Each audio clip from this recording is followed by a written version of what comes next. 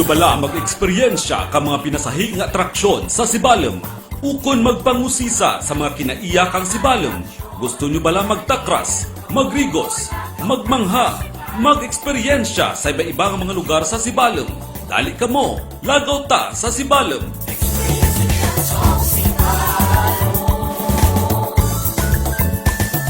Sangka oras ka programa nga magatugro kaninyo kang mga impormasyon tuhoy sa mga lugar nga pwede agtunan o kunlagawan ridya sa Sibalom. Programa nga ginahatid kaninyo kang Municipal Environment and Natural Resources Office, Municipal Tourism Office, kag kang Municipal Culture, Arts and Tourism Council. Experience the gems of Sibalom! Dali rin ka mo, lagaw ta sa Sibalom!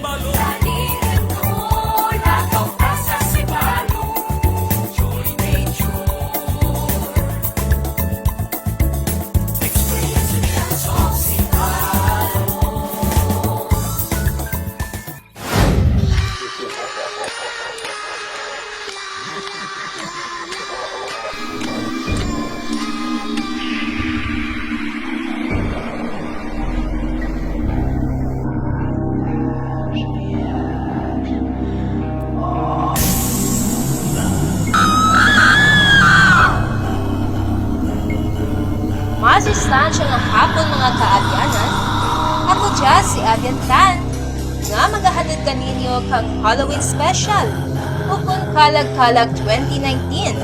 Hatid kaninyo kang Radyo Kaabyanan, kag Tourism Team. Dali rin mga abyan, lagaw ta sa Sibalom.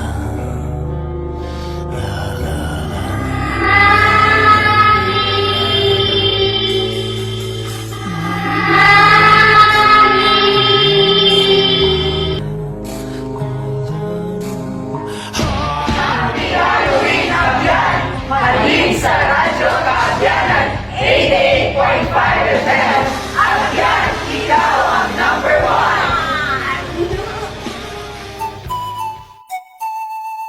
Angat sa pagselebrar kang mga Sibalom Nons kang Undas 2019. At nasaksihan ang mga nanari-isari ng senaryo kang sa diin angat sa darwa kaadlaw nga opisyal nga holiday sa aton pusoy. Ang All Saints Day o kung kapistahan kang mga santos kang November 1. Kag All Souls Day naman o kung pista kang mga patay kang November 2. Makita sa kilid nga bahin kang Sibalom Public Plaza ang nagahilera nga mga nagabaligya kang mga bulak. May ragyan man na naga-offer kang special arrangement. May nakabasket kag may dyan man nga pinilog. Kag syempre, hindi man madura ang mga kandila, mapasented man o kung mapaordinaryo. May mga pwesto man sa atubang kang Sibalom Municipal Cemetery, kang mga nagabaligya kang bulak, kandila, kag mga pamahaw para sa mga abyan natin, nga natamad rin magbitbit halin sa anda nga balay, o kon nga kalipat. Base sa atong mga abyan na nagapamaligya, hindi gid tama kabakal ang mga bulak kag mga kandila kumparar kang nagligad ng mga tinuig. Pero mga abyan, ano bala ang purpose ng ating pagtiwat kang undas kada tuig?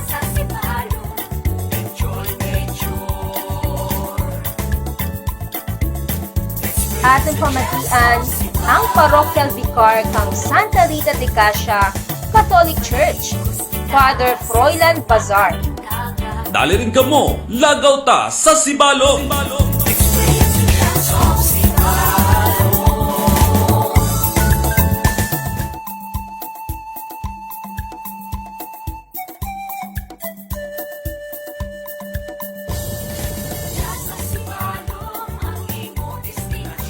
Yes, so masustansya nga hapon mga kaabyanan. So, kay natin sa tulad ang Parokya Vicar no kang Romano Katoliko, Father Froilan Bazar. No? So, Father, no masustansya nga hapon and happy Halloween. Mahid na hapon man sa inyo tanan na nagapamati. Ang ating ginasalibra sa tilad ginatawag natin All Saints Day. Sarang magatugon ka natin sa oportunidad sa pagdayaw sa ating Ginoo kag sa pagdumdum sa ating nga mga santos, ilabi na gid sa mga ating nga mga martires na kung sa diin nagula sa andang nga dugo sa andang nga paghigugma sa ating nga Ginoo kag ilabi na gid sa pagpabahol sa ating nga pagtuo. So, Father, no, regarding sa ating ginahiwat nga All Saints Day, no, ano ang mga aktibidades no, kung lihok no, kung ating nga simbahan?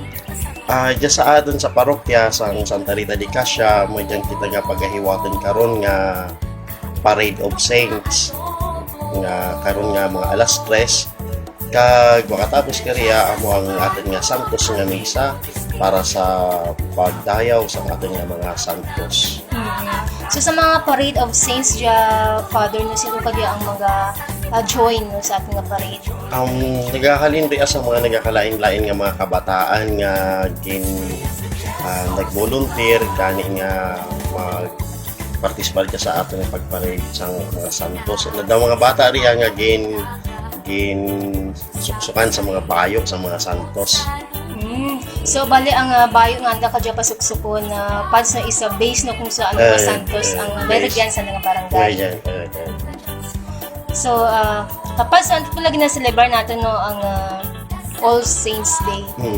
So kita nga mga Kristiyano ando nga gina-celebrate natin tiyang All Saints Day. Kag sa diin kag San Gloria sa din rin naghalin. All Saints Day is also known as Hallows Day. Then, kung sa din, ginahiwat natin ito November 1, the day after the Halloween.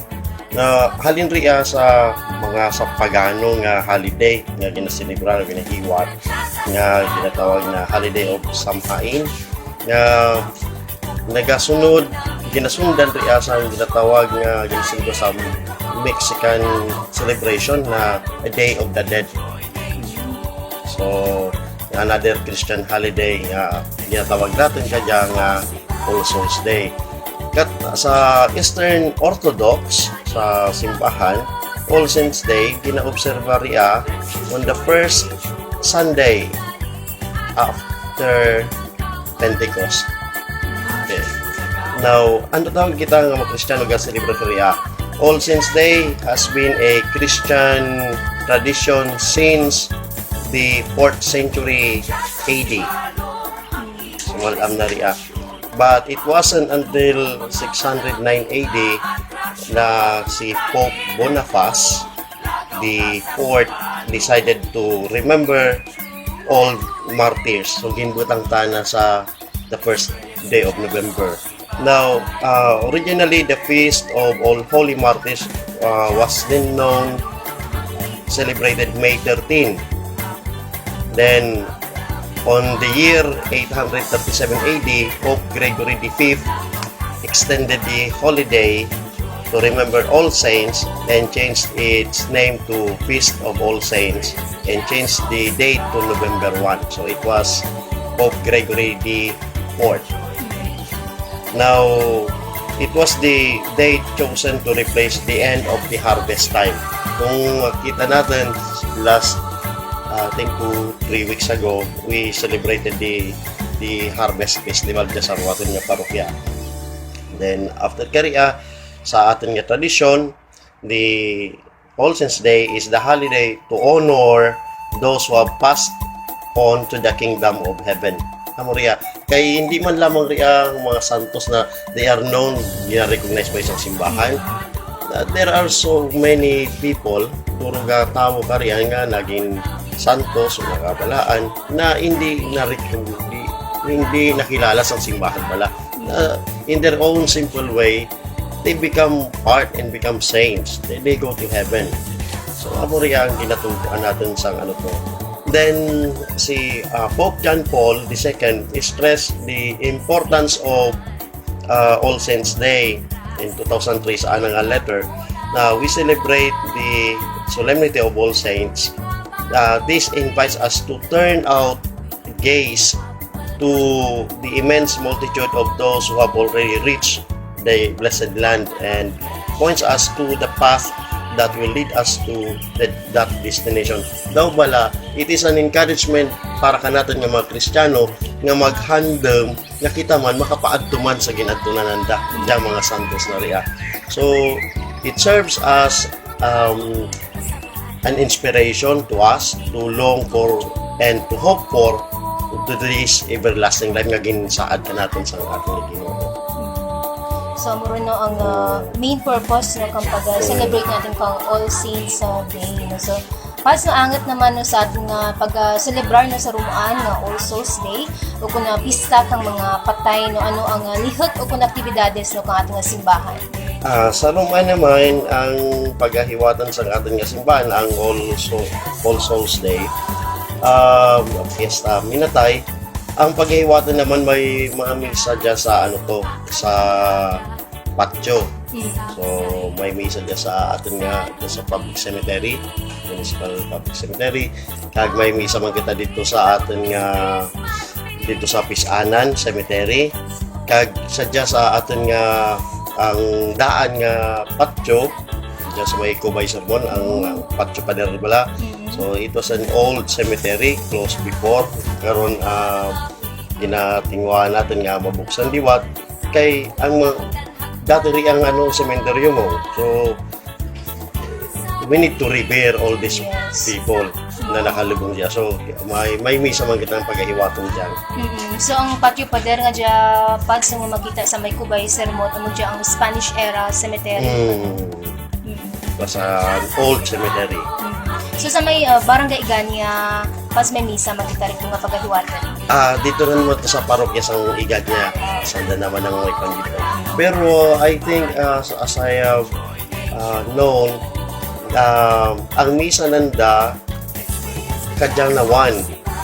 Daw kay naguro to ang misa ay amo lang daw to ang gintugro na schedule kanina kay it was a public cemetery also, hindi Maria Catholic Cemetery. So amo lang yung schedule, ginbato na lang na ginmisahan, and then tomorrow they will be having mass for the souls dito sa simbahan. Pero si Father Neddy, I think he will go to bless the mga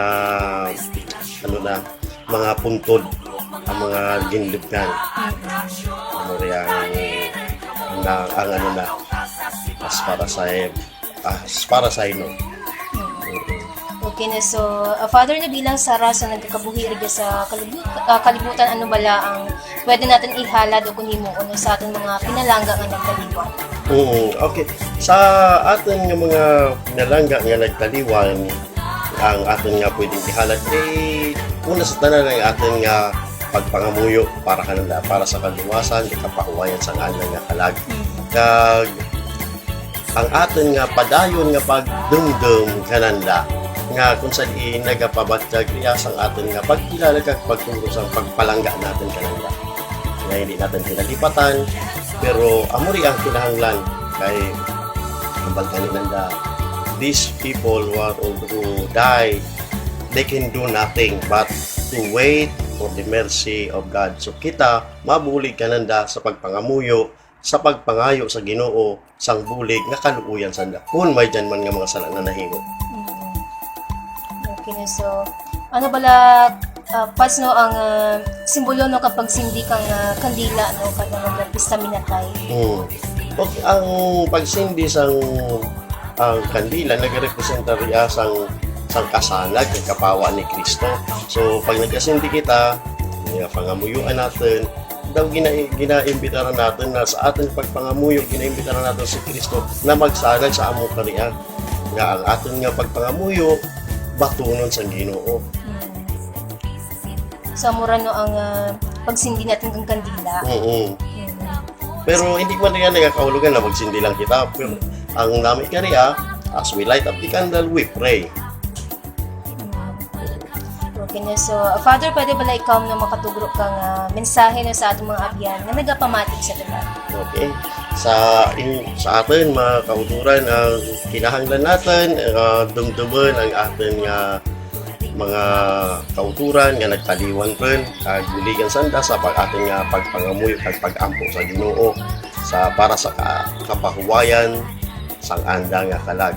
Kag kita man nga mga nabilin, dumduman natin permi nga maghandom kita nga kita man kung kita mag-abot sa amo kari ang sitwasyon, amo kari ang kamtangan, makabaton kita sang grasya sang Ginoo kag maghinguwa nga maging mayat sa ating pagpangabuhi. Kag ilabi sa tanan, dumduman natin nga ang pinakataas nga maihalad natin nga pagpangamuyog sa ating Ginoo amo ang ating santos nga misa. So, thank you so much kina Father Froilan Bazar na sa imo nga oras kag sa imong impormasyon. Durugid nga salamat Father Froilan Bazar sa imo oras kag impormasyon.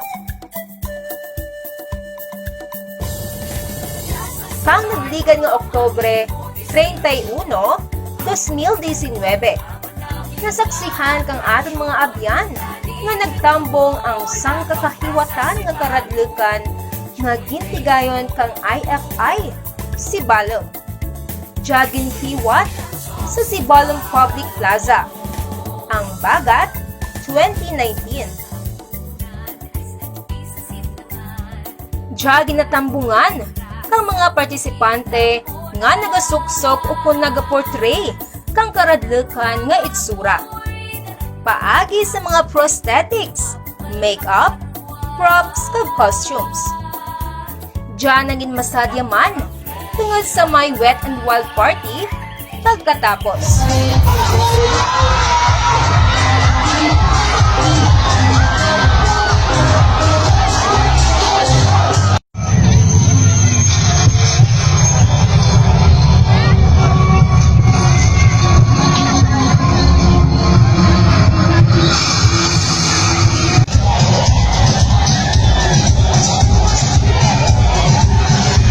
Kag siyempre, may mga Halloween party man na ginhiwat sa mga kabaranggayanan.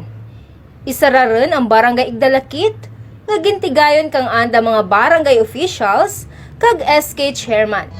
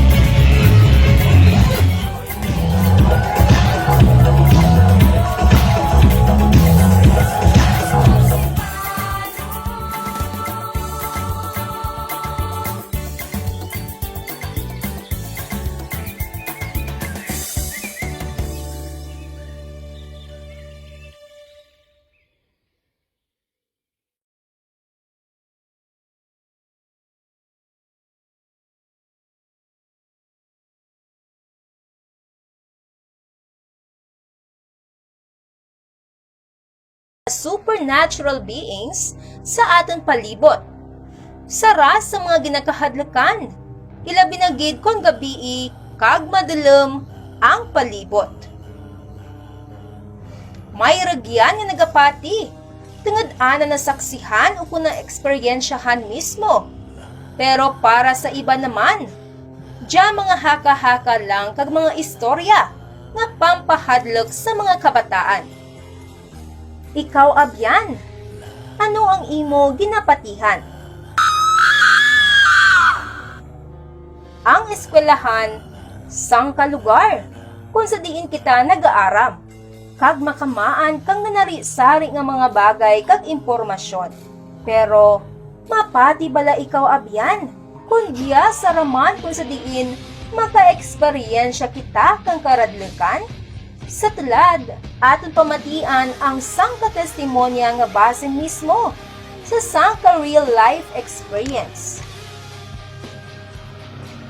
So ang akin na karadlukan nga istorya natabo dya sa may University of Antique, no, kung ako college pa lamang, na fourth year college, and kami kato may night class, so kaimaw ko ng akan mga classmates.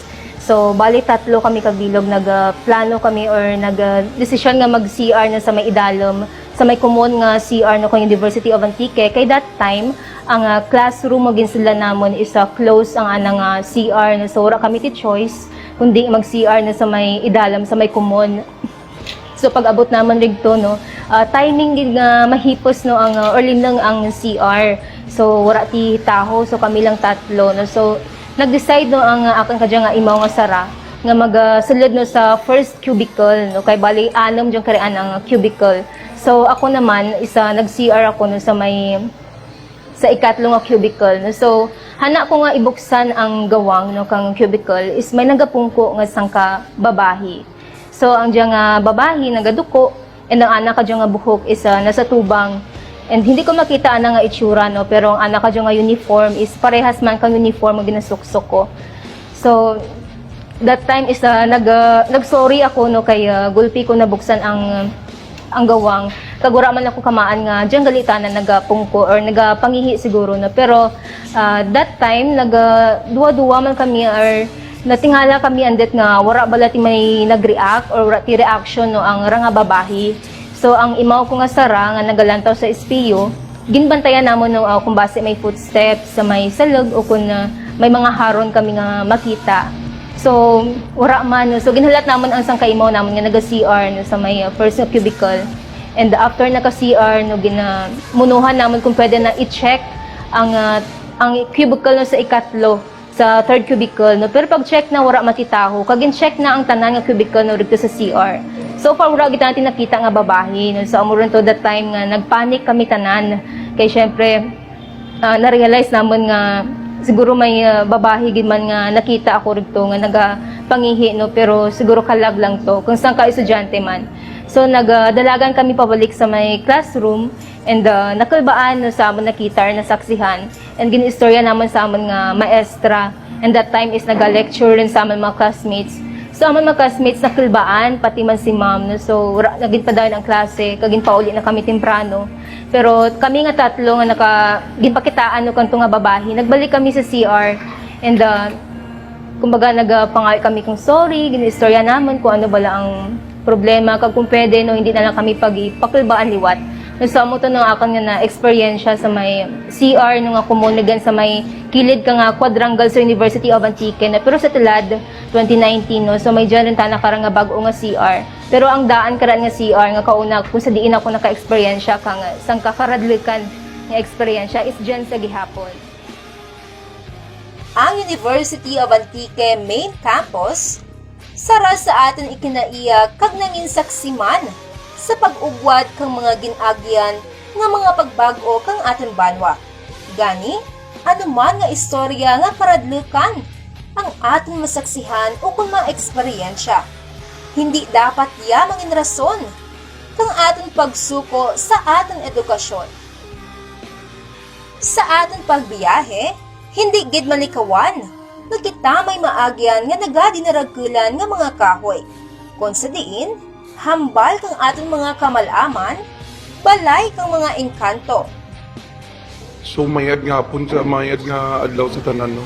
Ang kanistorya na nung dya sa sangka eksperyensya kung sa diin diyang eksperyensya na kinagyan sa mga barangay Pasong going to Banwa kang Sibalem.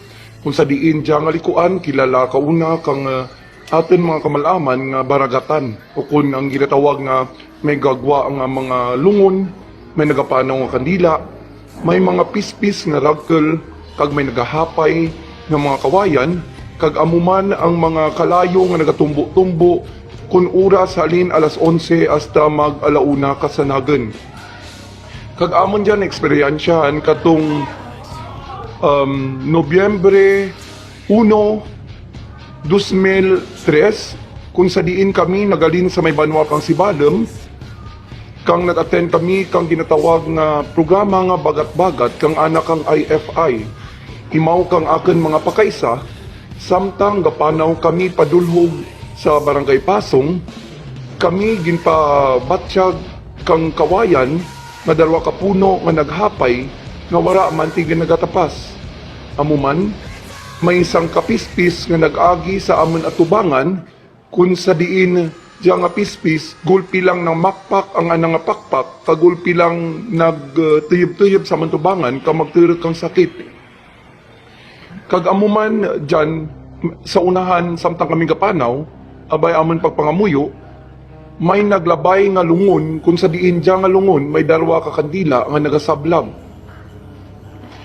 Kag, kami nga apat, nga magprakaisa, nahadlok, kagulpi nagdalagan, kag sa amon pagdalagan, ang amon nabatsyagan, nga ang lugar kung sa diin amon ginagdalaganan, amuman sa gihapon ang ana nga direksyon. Wala ti nagbago, o kung wala ti direksyon, kung sa diin kami may pagtunan. Kag natingala lang kami nga apat, nga andet ang pispis, dyan magyapon nga tutok o kung nakatirik ka naman ka masakit nga nagapulang anang mata.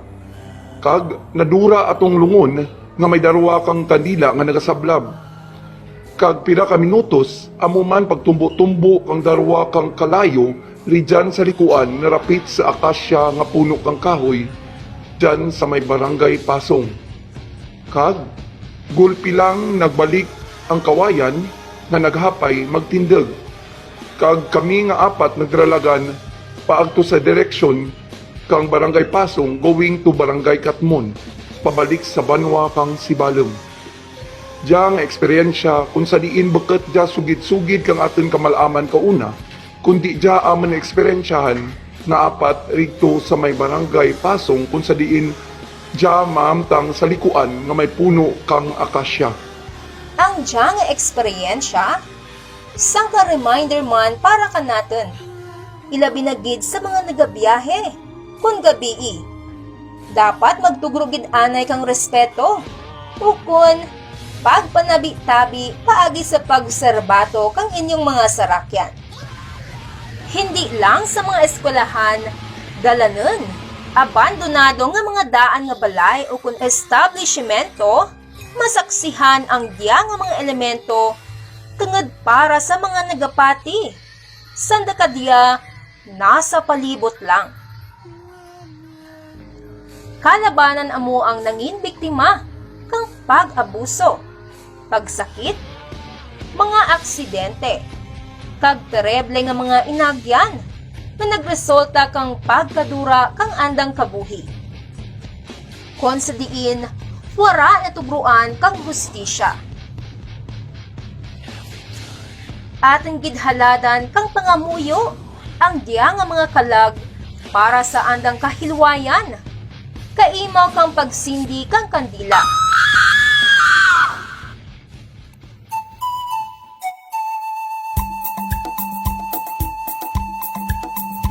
Siyempre, sa pagselebrar pang Undas 2019, hindi man madura ang mga handaan.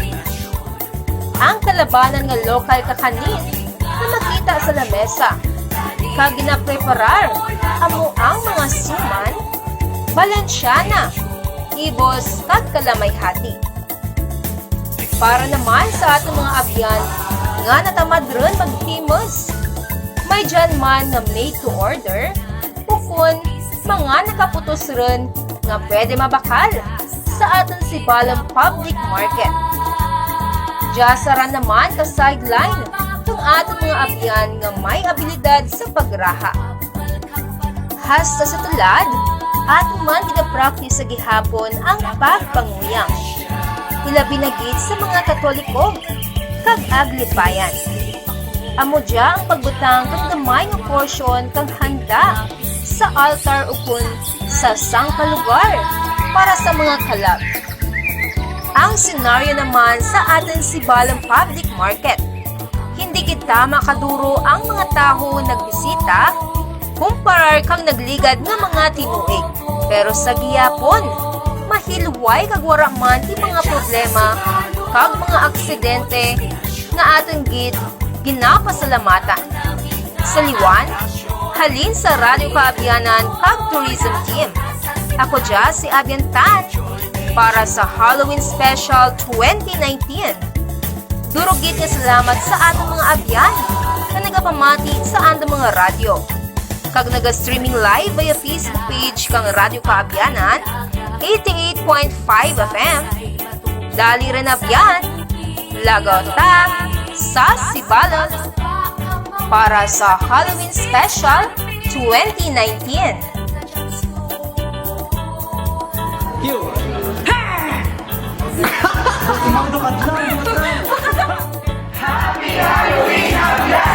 Halin sa Radyo Kaabyanan 88.5 FM.